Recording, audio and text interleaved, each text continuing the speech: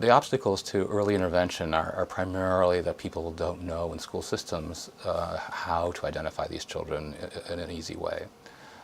A huge challenge is that the best measures we have now, which are not routinely employed anyway, but the best measures we have now overestimate the number of children who will struggle to read. So school systems feel a pressure to say, well, we don't know for sure, and you're giving us too many children, and we don't have enough resources, so let's wait a while to be really sure. But that waiting is disastrous. It's disastrous by everything we understood, including the spirit of the child. Reading is a child's first huge experience in education. And children are exquisitely aware that they're behind their peers. We did a study where we asked first graders, how good are you compared to your peers in reading? And the spontaneous, simple answer was about as accurate as our 3 hours of testing. These children know other children sometimes laugh at them when they're reading aloud. They're aware that they're reading material that's behind other children. They're exquisitely aware. And that's a huge burden to place on the small shoulders of a beginning learner. His or her sense of how effective they are, how successful they are, whether education and learning is for them.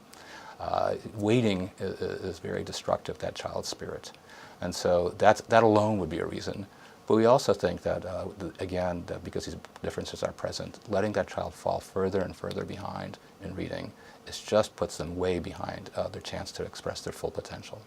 Reading is essential for all of education, and when the child feels they're behind on that they're not doing well on that, then they have a sense of themselves as a child who will not be a good learner. And that's the last thing that we want for any child, is a sense of pessimism about their ability to learn.